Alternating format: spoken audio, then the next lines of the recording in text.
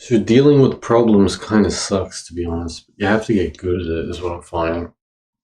It's almost like the mark of a proper adult is to deal with your own problems instead of neglecting them or ignoring them or passing them on to other people.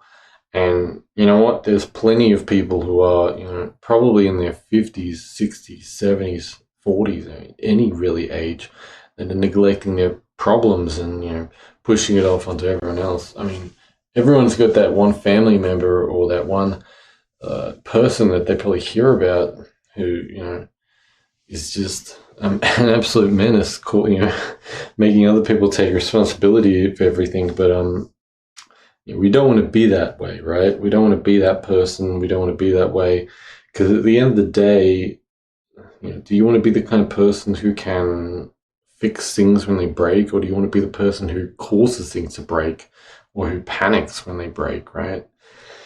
The harsh reality is that things will break, things will go wrong. I'm still waiting for things to go right. So I don't know, maybe I'm just not seeing it, or I'm just pretending that, I can't see it. But I don't know. I've always thought about that. It's like, when you have those days that are just so bad where everything breaks, like, what about a day where everything just goes well, where it's like $1,000 just falls out of the sky? Is that going to happen one day? I don't know. I'm still hoping on it. But you get the point, right? You got to prepare, and you got to be realistic. For example, you got to think, what do you have responsibility over? Most people, they have responsibility over their vehicle, their house, their family, and their job, and themselves. And maybe you have like a business, or you have some kind of side project, or you have some, I don't know, collection of something that you want to protect, right? Who knows? People have different interests and hobbies.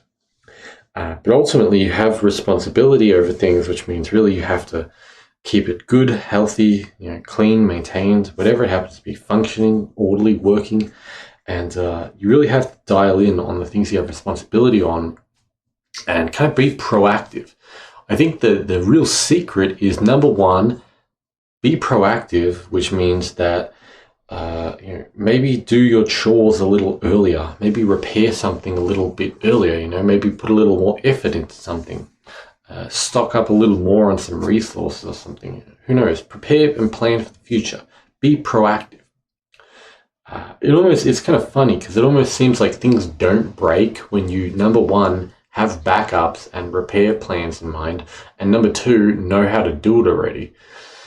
Which I guess brings us into the second one, which is, number two, you need to know how to actually repair things, how to actually, improve things in your life. And I guess almost that's the journey, isn't it? If you internally, like, you have emotional issues or something, or you have like physical issues, or your body's really weak or whatever, or, something's gone wrong with you, right? And you don't know what to do, like, it's really difficult. You can look it up online, but you're not really going to find much good information.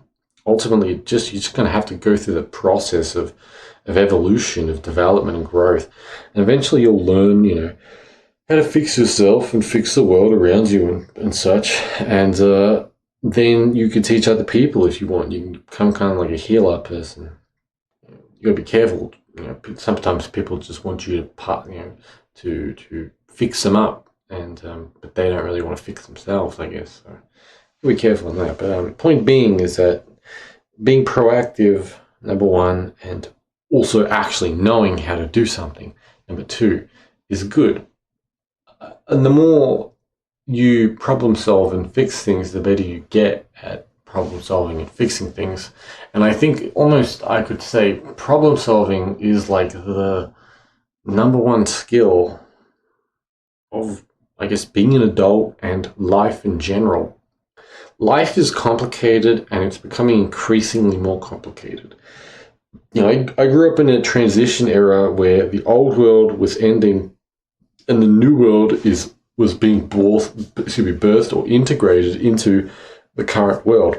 Essentially, the world of technology was being integrated, and that made things a lot more complicated. So when I grew up, I had to continuously I was listening to older people who said, this is how the world works. And you know what? They're right, because that's how the world worked for them. But things changed, and I had to learn to unlearn almost. I had to learn to adapt. And I think being adaptable and flexible is, maybe that's step number 3, or not step, but I guess what are we making this, like a list of something? That's number 3, maybe we can put. And to be flexible and adaptable is to not get stuck into a rigid idea of how things should work. You may read on the internet, this is how something works. We may hear from other people who've already done certain things. This is how things work, right? Or you just have an idea. You assume something is how it works, right? But it probably isn't. Until you've actually been there, done that, you won't really understand how things work. And it's a bit like the death of naivety, really, it is. We are naive until we experience things as they are, and then, it develops us, makes us more mature. We learn how things really work, right? And I think that's a very important thing, is to let go of what you're fixated on, to let go of being naive. Now, this doesn't mean that someone tells you, oh, it has to be this way, or you're being naive, you're being idealistic or something. It's like, but you must follow my way of doing things. It's like, no, that's not how that's not how things work.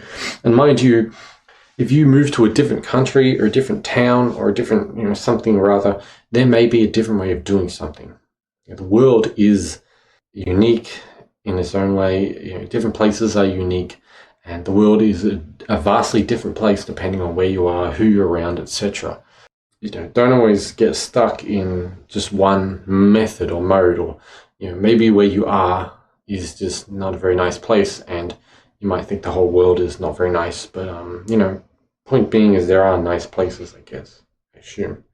Really, it's once you experience failure enough, you will instead almost embrace failure, but also you will embrace flexibility to an extent. You will walk lightly, so to speak. You will have a light grip on reality, because when you overextend, when you it's like you go for a punch and you punch too hard, you swing too much, you leave yourself open for someone to just hit you wherever. You instead will just tap and touch the waters gently of reality, and then see what works. It's a bit like, when you talk as a man, if you're talking to women, this almost seems like the most important skill, actually. Funny enough, is that you have to be very light, and you can't go too hard because you have to test the waters, so to speak, to see what kind of reaction you get. And you have to be very quick to, say goodbye and to, be done with it. Yeah, it's just kind of it's a very, I imagine guys who are good with women are probably very just good with life in general, because it's almost like life in society, I would say, is like analogous to women. I assume because women are, it's made for women, and women are kind of in the hiring manager position, so it's like you're appeasing them, I would assume, but that's just what I found. And then nature is, which is kind of funny, because nature is actually meant to be like women, and then society is meant to be like men, but it's like the opposite. But society is more like, I guess, men or something, I don't know. Or the internet? I don't know. Point being, if you can't step lightly, so to speak, and by that I mean testing little things out to see if they work, and kind of probing and prodding very gently, then firstly, you're probably not very good at talking to women, unfortunately. But you also will not see, you can work really hard, but if you're not working on the right thing, you're not going to get anything done. That's what I've learned. And so it's almost like if you understood the absolute way to get to the top, you did it before you reincarnate. It's like one of those reincarnation novels or comics, right? That are so popular in manga. where the main character knows everything. Though maybe they're not rich or they're not, super strong or whatever, but they know how to get to the top because they've done it before. They know all the right. Usually it's like a Chinese manga, so it's like they know all the right herbs and where they are, they have to eat, or the minerals or whatever they have to eat, and like the practices, the internal meditations, and like martial arts, and they know who to talk to and like all this stuff, right? Imagine if there is a path in your life, there's like a person you have to talk to, or there's a skill you have to learn, or there's something you have to look up and learn on the internet, or something you have to train, or it's like there's some mission out there, there's something out there that you have to do, right? And if only you knew what it is, if only you knew the right sequence. It's like a puzzle, and there's puzzles where it's full of tiles, and if you step on the wrong tile, you fall or you take damage or whatever, in a game. If you step on the right tiles and it's like a pattern, then you can get to the treasure. That's life, right? You just need to know what it is. And that's the joke. You don't know what it is. You don't. But if you get good at being light with your touch, then you can tap the platform. And if it falls below, you didn't step on it. You tapped it with your foot. You probed it, right? So anyway, hopefully you get what I mean. But yeah, take it as it is. Check the links in the description, social, commercial stuff, and have a nice day or night. So here's something interesting. In maybe the past 70-ish years, the world was like a chemical world, right? Everything was about chemicals. And we're currently in the transition to the electromagnetic world, where everything is becoming electromagnetic. Instead of cars running on gasoline and diesel, which I believe gasoline is a volatile fluid similar to alcohol essentially, and I think diesel is kind of like an oil, if I'm not mistaken. It's kind of like a thick oil or something like that. I'm not exactly sure. So it's transitioning to like batteries and motors, right? Before the chemical age, I believe there was the mechanical age, which if you look pre-industrial revolution, because the industrial revolution was kind of like a transition into the chemical age. It was when chemicals were mass manufactured. Sulfuric acid was mass manufactured, which kind of led to mass metal refining and such, right? Before that was more of a mechanical age, things like gears. So things were mechanical. If you think about maybe a brake on a bicycle, the old school bikes from 60 years, 70 years ago were actually mechanical, where there was like a metal piece that you would pull the lever and it would move a piece of metal. It was kind of like instead of a cord or a cable, it was like a stiff arm, and then it would eventually press something like rubber onto the wheel or the rim to slow it down, and then eventually it became a cable. And then they have fluid brakes, which is kind of like a thick syrupy liquid that pushes down on the brake, right? And you could eventually I don't know if we'll get them, but I would assume the next evolution would be electrical brakes, where you simply just have a wire and it's got a kind of like a solenoid or something, where it kind of just pushes, or like a little an actuator that pushes on the the brake pad, or even you could have an electromagnetic motor that uses resistance, but I don't know, you have to test one of those out.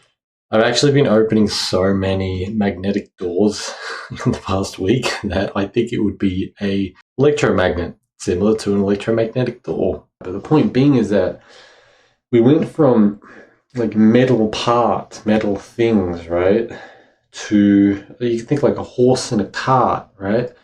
And you have an animal, and then you have a wooden cart, which is just made up of wooden and metal pieces, wheels, axles, rods, and then the actual basket of the cart, right?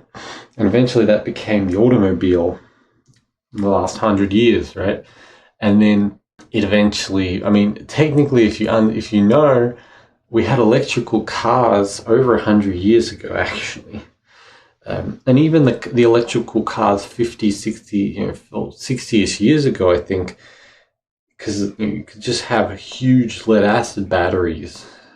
You could have like 20 kilos of lead acid batteries, and you could easily get 500 kilometers or like 300 miles off that, right? That's what some people did. But, well, without getting into the whole discussion on Rockefellers and oil and such, the point being is that things are now transitioning from that chemical era to an electrical era. The same thing with chemistry, of course. You can use electrolysis to get chemicals from metal, while in the past you would use acid, chemicals, or even before that you would use like calcination and alkali and such, right? Even a more primitive method, and grinding and all this. Really, I just wanted to say that these are like the eras of technology, and mind you, you don't have to only have one of them. There are benefits to all of them. Sometimes you only need a pull cart to carry things. You don't always have to have a vehicle, I don't know, like a tractor or something to pull a bunch of resources. You just maybe say you get a bunch of sand, right? You can put in a push cart or a pull cart or whatever, right? Just carry it around, your yard or whatever. Or I guess people use wheelbarrows nowadays. That's a more modern. That's a modern push cart. But you don't have to use an electric vehicle or your gasoline vehicle. There's all this. There are advantages to all of them, I guess. But it's like you do have to develop one after the other to have chemistry. And you can think, before we go into that, chemistry is like, at least the chemical era is kind of like the water and air, right? It's like manipulation of gases and water. It's always about like tubes and pipes and all this kind of stuff, right? Electrical, of course, is electromagnetic, but the mechanical is physical, is earthly. So it's like these three different things. You could if you like the idea of the earth, the water, and the sky, then the earth is mechanical, the water is chemical, and the sky is electromagnetic, like phone technology, through the ether and through space and all this stuff, right?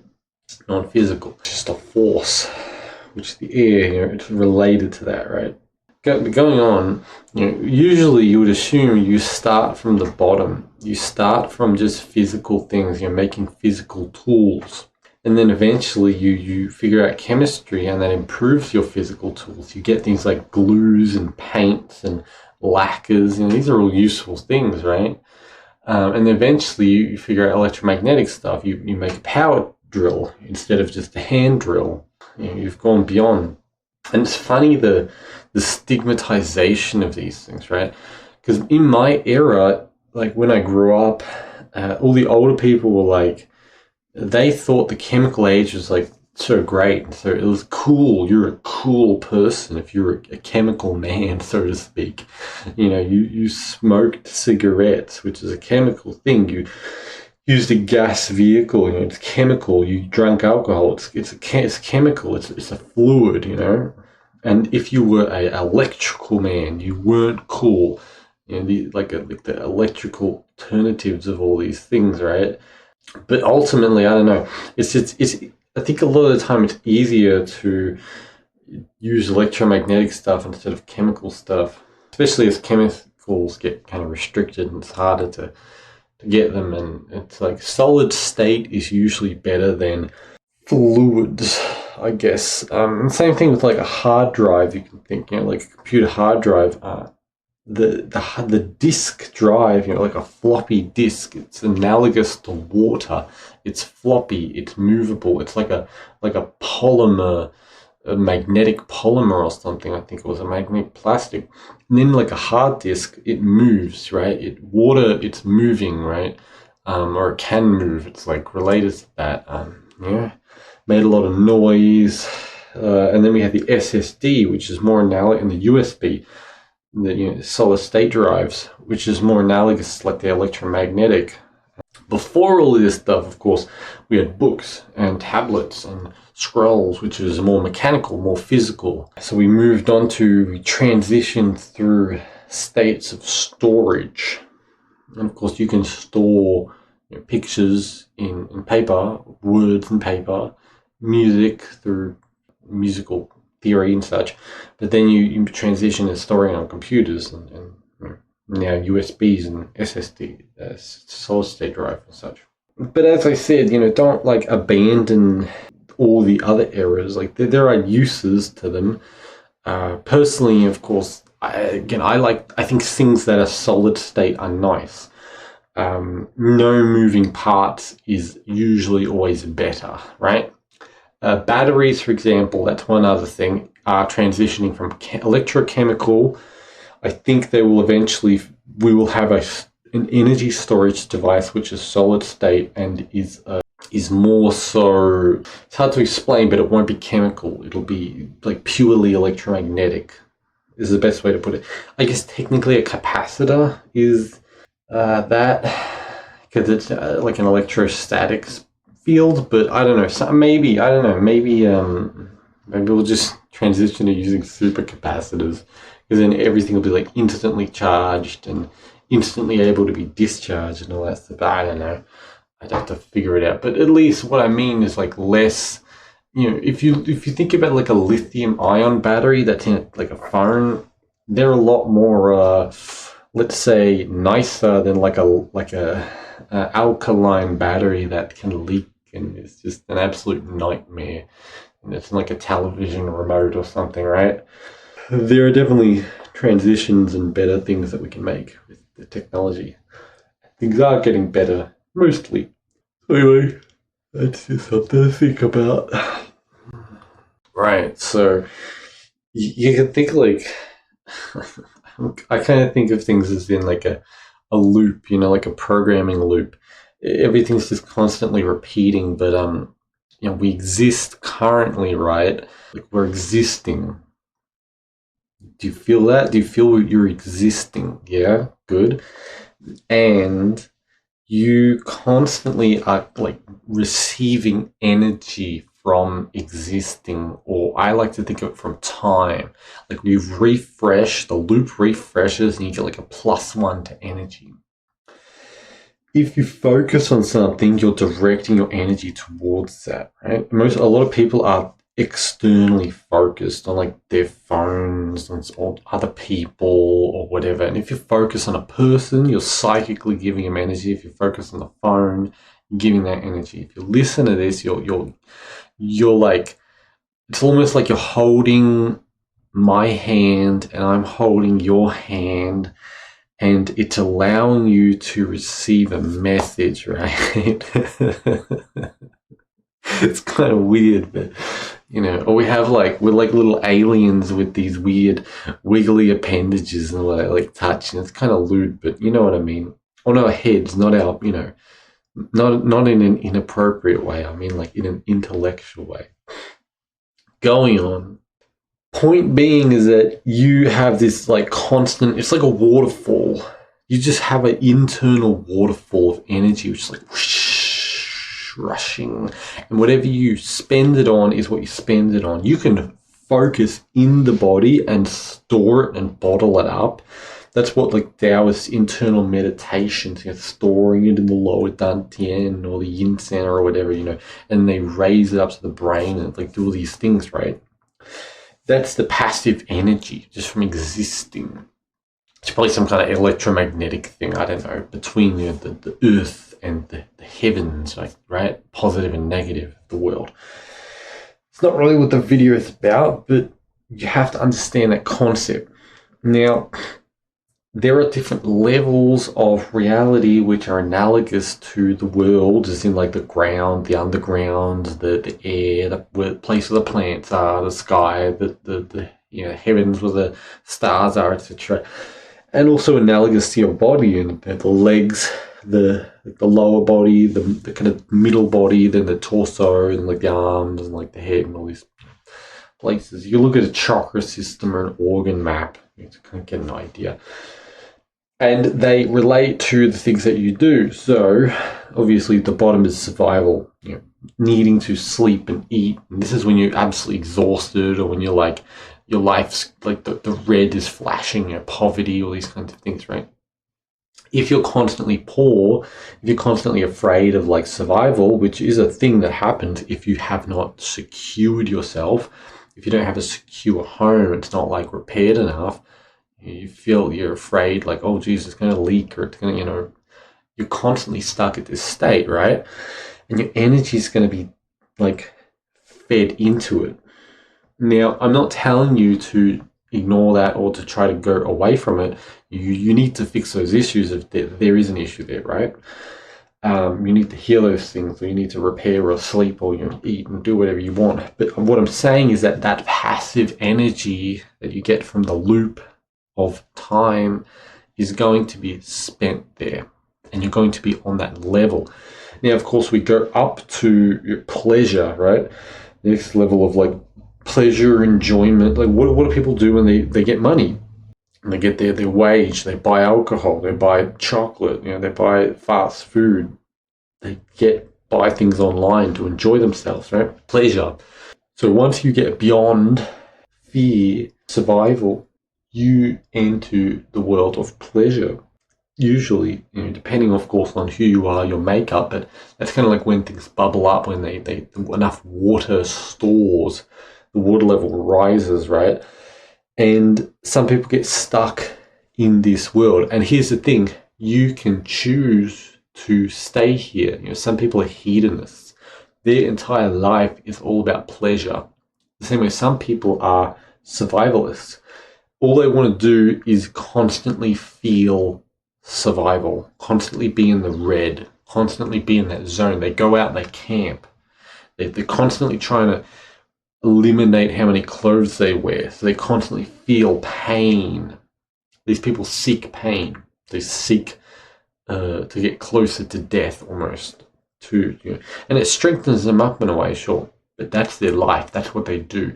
They maybe have some kind of trauma, or they feel like they need to become, very survivable. So they go out and they try to hunt and like live in a twig tent or something, right? The same way some people are hedonistic, and all they want to do is screw and eat, right? So you get to pick at some point, because what if you're in survival mode but you want to be a hedonist? Then you have to fix survival. You have to invest enough into survival mode, which is why we think the idea of the void, we have this void at the bottom of us, at the bottom of our body. If you have like a kidney issue or something, or like a bowel issue or whatever, a root issue, it'll just infinitely suck energy up. You just infinitely want to eat, infinitely want to sleep, because it's just sucking more and more energy, because it needs so much investment, because you're in debt, right? And then finally you go into ego, and ego is of cars, motorbikes, clothing, tools. It's like possessions, right?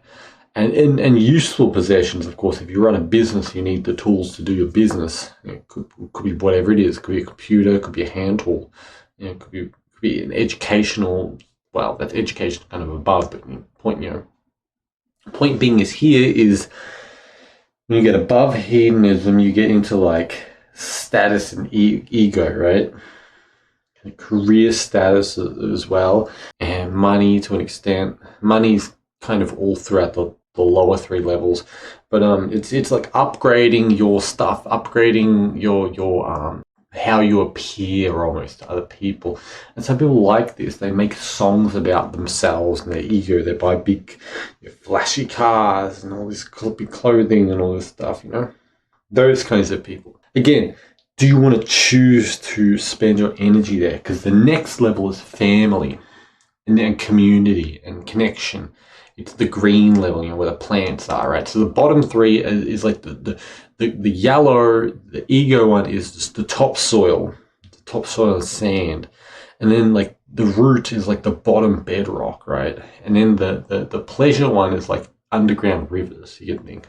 Bladder in the body. Finally, we get to like kind of like the heart center, right?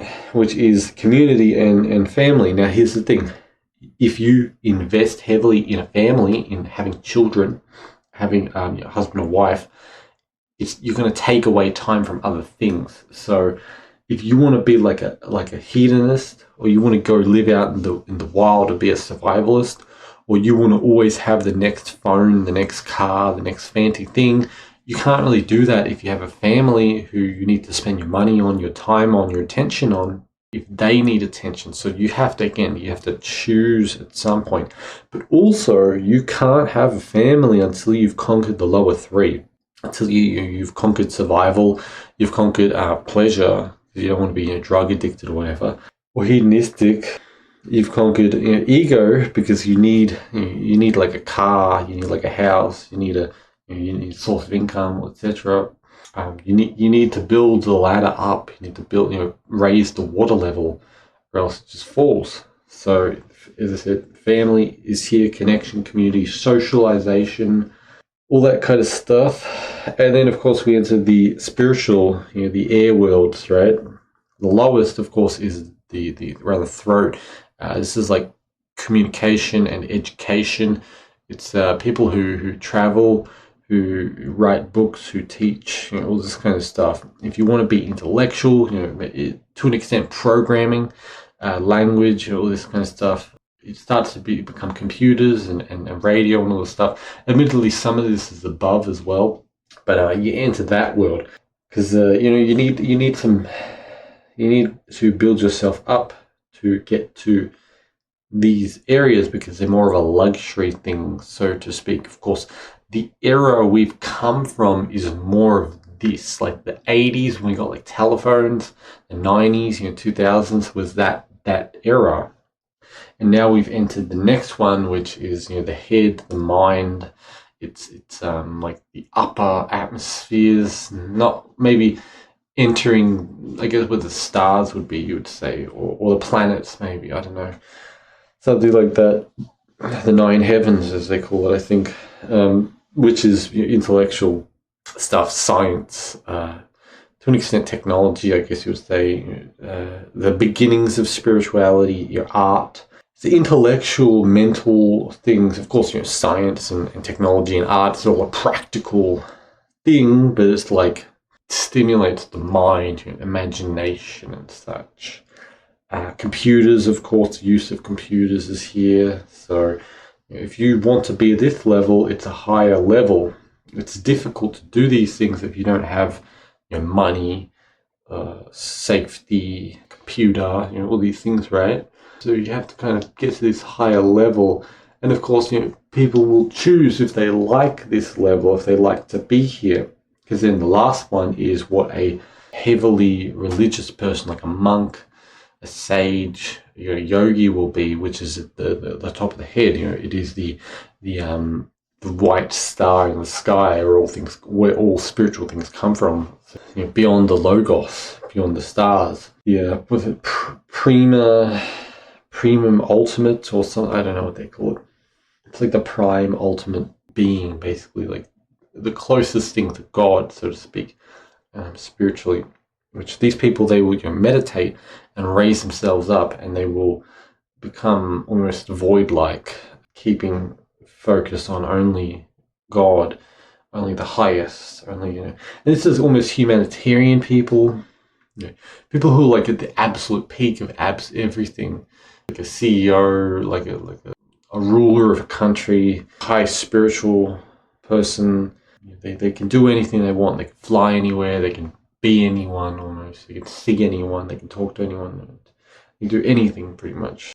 And of course, this brings almost like a form of disconnection with the lower world or with physical reality if they haven't conquered those as well.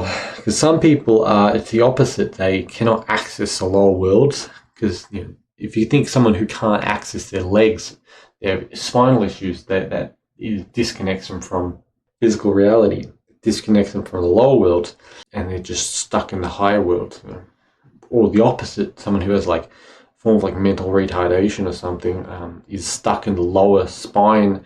They can't access their brain, so it's like they're stuck out of heaven. They're locked out of heaven, so to speak, out of the mental sensory worlds of thought and senses of seeing and hearing and such. You can choose to go to one of these planes of life, or multiple, and of course naturally you kind of start from the bottom and go up, or in this era it's kind of weird, so it's like forcing people to go up. There's a lot of like electromagnetic energy which is just forcing people into like a higher state of stimulation. So that's why we're having lots of issues with the root. Things aren't very strong and sturdy and all that. Systems are a little bit of a pain in the butt to deal with sometimes. So there's a lot of interesting stuff you can think. As I said in the beginning as well, what you focus on, what you use your passive energy on is one of these levels. So as I said, if you have a family and you want your family to be good and you want your children to be educated and strong and healthy and such, that's what you're spending your time on. So if you have a little side project, maybe that side project suffers. If you want to be hedonistic, it's like you can't be just jacking off and, doing that. if you want, your side project to work, you get to decide. After a certain point, you get to decide what you do. Same way, if you want to hit the peak of reality, you're going to probably not experience other things. You're trading to a point. Of course, maybe you get to a point where you experience everything and get whatever you want, but that's going to come later on. So, it's bad enough. Have a good day or night. I'm suspicious. I'm suspicious of this world. Is God actually screwing with us? Is God wearing a mask and screwing with us while we don't even know who it is? I find that when you start doing something, it seems like all these bad things happen. And the obvious assumption is like, okay, I'm not very good at something. Obviously, it's not going to go right? We have to work out the kinks. You have to work out the rough edges of your skills when you first do things. For some weird reason, it almost seems like life throws a bunch of obstacles at you to almost get you to stop when you're new at something, when you're learning something. And I'm not even talking about just your own inexperience tripping you up and getting in the way. I genuinely think there's some weird force out there or some weird phenomena which seems to get in our way when we do something, when we try to push forward. It's a bit like if you get really good at something, you can get really good at other things. That's how it works. And if you can't get really good at something, you probably struggle to get really good at other things. More or less, just by getting good at something, it kind of helps you to get good at everything else. It helps you to learn life and to get better at doing things, right? But if you get really good at thing number one, you can get like 70% as good at thing number two, and then slowly you kind of get around like 90% or whatever. But if you try to get better at thing number two than thing number one, it's actually really hard to. The same way that if you're trying to get better at thing number one, it's really hard to. But if you do, you can get better at thing number two again, and it's quicker, right? It's like if you walk 10 kilometers or 10 miles, the next person who wants to do it can walk in like your pathway almost, right? But going back to the main idea, life seems to screw with me, and I am so over it. It is doing my head in. It just seems like when I start things, there's all these obstacles. When I do new things, maybe, right? When I do things that are really important. Imagine you have to take some test, and on the day of the test, it's raining. You also wake up late accidentally, and for some reason you're just stupidly hungry the whole day. It doesn't matter how much you eat, but you also have IBS. You're just crapping yourself all day, or you feel like you need to. It's like everything's going wrong. You catch a cold, you're exhausted, your legs hurt, all these bad things go wrong. And then once you take the test, and if you succeed, it's like everything goes away. Or as soon as you decide, okay, I'm just going to give up. Does anyone remember like feeling really awful before going to school? And then when you said, okay, I'm not going to go, screw this, and then you just instantly feel good again. Relief, relaxation.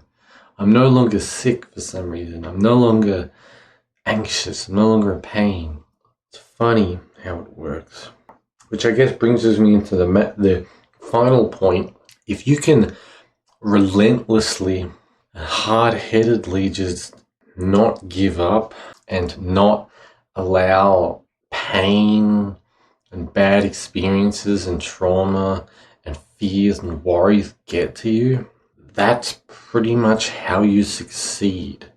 That, along with, a bunch of time and experience and trial and error and trying it again and again and again, right? But if you can just not care, almost be so resilient that your resiliency overwhelms this evil force that is trying to stop you from achieving your goals, or when, as I said, when you do new things that's trying to stop you from doing those things, you can overcome it. But you just have to be so dense and so hard-headed and so almost like callous against it. It's like the wind is just beating you in your face, and you have to not even realize. Rain is just bucketing down, and you can't even hear it. You don't even see it. You don't even care. That's how you have to be. Quite literally invincible, bulletproof. Life just empties a clip, like a 9mm pistol clip, right in your butt cheeks, and you just keep walking. You twitch just a tiny little bit, and blood is just splurting out of your ass. You just keep walking. Oh, my ass is a little bit itchy. As you scratch it and you just have a handful of ass blood. Bullet shells in your nails. Wonder where that's from. Just keep walking. If you can bring that mentality and that mindset to any hardship, to any problem, I'm not going to tell you it'll get you through it. But the harsh reality is, if you don't have that mindset, it'll be very hard to get through it, I find. You need to have that as a base. Same way that if you want to buy something, you just have to have money to buy it, right? If you want to capture rain, you got to have like a bucket, right? It's just how life works. It's a default. You need to have that mentality, that mindset, that ability to shrug off everything as a default. Especially since we live in a time where everyone is hungry. Everyone looks at everyone else like a meal, right? And we're not in a golden age anymore. We're long past. We're closer to the next golden age than we are to the previous. I'll put it that way. Maybe in like 20, 30 years things will be much better. But everyone is pretty much looking to tear you down, to tear other people down, to eat you, family, friends, co-workers. There's good ones, mind you. There's always good ones, but there are bad ones. People on the street. Everyone's irritable. You got to think most people are underslept, underfed. They just don't have emotional regulation and control. They don't care. A lot of them don't care. So most people, you can think, are going to be an obstacle. They're going to be a bullet in your ass that you have to shrug off. They're going to be a gust of wind, There's going to be like a perfectly like angled ray of sunshine right into your eyeball that's burning and blinding you. And you need to shrug all of them off. You need to shrug off the weather. You need to shrug off all these people. You need to shrug off the astrology, the energies are under. You need to shrug off your own bad experiences and traumas and past, your own body. And if you could just relentlessly not care, but it's not, it's a resilience. I should probably say that, because if you don't care, it is important, you know. If you don't care about the rain and the rain ruins something, well, you've screwed up. You plan, you be resilient, you be careful, you bring a spare of something, right? It's like that anime. I think the westernized name is Cautious Hero. This guy who just obsessively prepares. If you like anime, go watch that one, Cautious Hero. I think that's the name. You have to be like that guy, obsessively preparing and training. And if you can do that, then you might just start busting through some of those walls. So good luck. I've talked about the kind of like ladder of life, right? And really, you could just relate it to the chakras of the organs. Seeing that, of course, you have to satisfy level 1, which is survival, level 2, which is pleasure, level 3, which is kind of like ego and business and money, 4 is family and like children, 5 is travel and education, 6 is like art and science and higher things, and 7 is like spirituality, right, and religion and all that. And you usually you step by step, to an extent, satisfy these. Of course, they all get satisfied to an extent at the same time. And if you look at people's lives, you can see what level they're stuck on. And these are also like developmental levels. Psychologically, people develop through certain things. Level 1, of course, all you care about is me, me, me, me, me. You just want to feed yourself, save yourself. Level 2, you initiate with others, but it's only to have fun. It's only for like kind of almost like semi-selfish reasons. Level 3 is like you want others to respect you and to give you money and to like think you're cool. Level 4 is finally you engage with people on a person-to-person basis, and the higher ones are more on an intellectual, spiritual, right?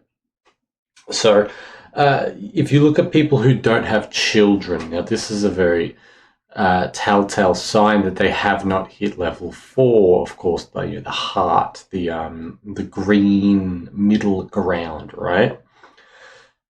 Or if they don't have children, or they don't have family or whatever, right? Because it means they haven't built up to this.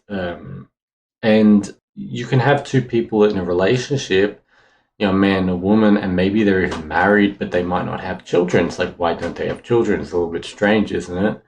And think, well, they just might not want to. It's like, well, why don't they want to? Question that. The way I see it is that they haven't hit a high enough level, because ultimately, see, the driving force, the pressure, like it's like the water that fills in the like flask, the container, which rises your level up, is one main thing is money for men. Ultimately, though, it's energy. Energy, I mean, you could probably live off energy instead of food if you had enough of it. Energy is a driving force, but they haven't cultivated or gathered enough energy or money or some kind of resource, right, to get to that level.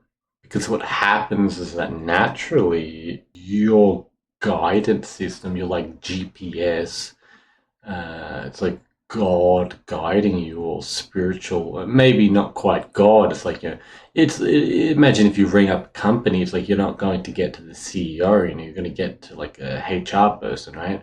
So it's like a spiritual guide is almost like a HR, or, like a middle level manager or something, that you're dealing with.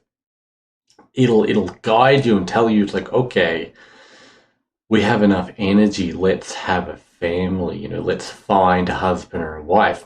If you're very poor, you're not going to, or low in energy and sick and all that stuff, you're not going to really, I mean, you'll probably want love and all this kind of stuff and someone, to be with you, but you're probably not going to be able to get it. You're probably not going to be able to, talk, you know what I mean? Like, it's just not really going to happen. So that'd be a satisfying level 4. Same way, if you're trying to satisfy level 5, you're probably not going to be able to travel and educate yourself and have the time to study and to like do intellectual, wordy kind of things if you um, have not satisfied the lower levels. Your biology will just kind of stop you. It'll be like, nope, we need to go down. We need to do more of this stuff and that stuff. So really, the answer to the question is why don't these couples have children? Is because they haven't hit that level, or else they would. And you know what? Maybe one of them does. Maybe one of them does want children. Maybe one of them doesn't. But probably what's happening is that they are collectively, I would assume, stuck on like level 2 or 3. So they're high enough that usually your middle class people are level 4. Are the heart, are the connection. Middle class people deal with people. That's their life. Lower class people are usually 2 to 3 maybe. People who are like on the like below poverty line are like 1, and like homeless and welfare is like 1, maybe 2. And then richer people, upper class, are the higher levels, right? 4, 5, 6, 7. Going on, if you have two people that are married or together, whatever, and they're having a lot of sex, but they are they're nutting essentially, that's probably one of the quickest ways to lose all your energy. At least as a man, you're going to lose all your energy and you're going to hit rock bottom, and then you have to slowly rise up again. Because ultimately in the body, essentially the essences, the lower essences, which one of them is the sexual essence, is building pressure. Pretty much you can think like almost in your nervous system, in your body, in your nervous system. It's building like energetic pressure, man's sexual fluid is pretty much it's like an electromagnetic gel or something, or fluid, it's full of like that energy, right? So if they're constantly having sex and they're constantly just throwing their energy away, or the man's throwing it to the woman, but they're not really like doing it to have a child, maybe using contraception or something, they're constantly going to be stuck in a lower level. Now the opposite thing can happen if people are on like psychedelic drugs or certain medications. Drugs will forcefully put someone in a certain level. So an opiate will forcefully satisfy the level 1, the root, safety, security, but it'll also force you into a state of relaxation. Psychedelics will forcefully put you in the higher levels. It's kind of like the rest of your life starts to suffer, right? All you're doing is your alcohol is kind of like level 2. If you're like always dopey and relaxed and like you never get anything done, it's like the rest of your life will suffer, right? Different races get stuck at different levels. Level 3 is it's like an escalator that eats Asian people. You ever seen like this is probably horrible, but like there are like those manufacturing accident videos, and it's like the video of the escalator like eating a person, just like a Chinese person, just kind of, yeah, yeah. Maybe I should use better analogies, examples. But look, level 3, it eats Asian people. Asian people love money. They love business. They use business to get money, and business, of course, is like level 3 to 4 to an extent because it's social activity as well. But ultimately, it is any work and business is like level 3, right? Which is fascinating because it means you have to get to a certain level to actually work. You can't work full time if you are below the poverty line or super sick, or your house is like broken and falling apart, or you have a bunch of other responsibilities, right? And you 8 hours, do you have 8 hours or 10 hours or 12 hours of your time? Like, you live a pretty luxurious life if you do, bloody hell. which is why, things are structured in a way to, usually you would have a wife at home, right, and the man would work, so that you actually could do that. Things would be prepared, which is why a lot of people now are, like younger people, are struggling to do that because they have to reach that level to be able to work, right? But yeah, Asian people love money, and it is basically their god, from what I've seen, and they just follow it so much. Australia specifically is stuck on level one. It has a really like bad issue with housing and like the price of housing and stuff. And it's got like your trauma is like a very like level one thing. Of course, it can be trauma on any level, but it's like if you're stuck in trauma, like that is debilitating your life. So it's very level one. Australia is very much like that. Africa as well is very level one. Level one to level two. You think Africa has like a lot of alcohol issues as well. So level two. America's kind of like three and four. Europe is like four and five, even six in certain areas, you could even say, depending on how north you go. So really, if you watch that video on like the chakra system and archetypes, it's pretty much that. That's what these levels are related to racially. So yeah, you could think like depending on your genetics is what you have a predisposition towards. And of course, the darker your skin, the more you have you're more related to the lower level, and then the lighter your skin, you're more going to be related to the upper level.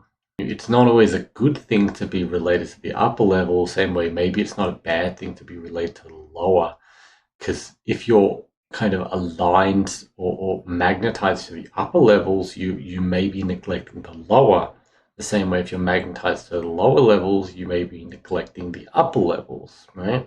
While things like studying and like education and art and all this stuff and spirituality may be fundamentally useless if all you need to do is eat and save yourself from danger, maybe learning how to save yourself from danger or learning how to, I don't know, acquire food better, or being more creative in that way, you know, it's maybe spirituality sometimes is the key to certain things. Like that can help, right? So it's like each thing helps. The same way, if all you're doing is meditating and being spiritual and being on a computer, and, like focusing, I don't know, scientifically, educationally, your physical life will suffer. You're probably not cooking properly. You're probably not. Your house may not be, nice and maintained enough, right? Maybe your social relationships are suffering. It's like all these different things that are happening. As I said, of course, your social your class will affect you. So if you're lower class, upper class, middle class, so all these things relate. And then certain people are just born in like certain different levels, right? So that's one thing you can think. And of course, each it's like a skill. I don't. It's like in a game how you have a bunch of stats like strength, agility, all this stuff. So each of these levels, like you've got a certain amount, like how good you are at them or how bad you are, and that relates physically, it relates into the organs. So you can feel your organs and feel like, ooh, my stomach is really sore all the time. I feel really weak. My ego is bad. My ability to like express myself and to make money and to like acquire goods is bad. It's like, but my heart is very strong. I'm very loving. I like to talk to people. I like to be around people. All this kind of stuff. Just like the bowels. The bowels. It's like if you have weak bowels, you will be uncomfortable in life and feel paranoid. If your bladder is not very good, you will not regenerate and you will not feel like the sweetness of life. You will not feel pleasurable. You will not enjoy yourself. You will feel ashamed and such. So it's like the organs will relate. The brain is the upper ones, the throat and the lungs. That's how we talk, is the fifth. Anyway, just ask a question if you need any clarification on the material that I covered. Otherwise, do have a good day or night. Check the links in the description if you want social commercial stuff. Bye.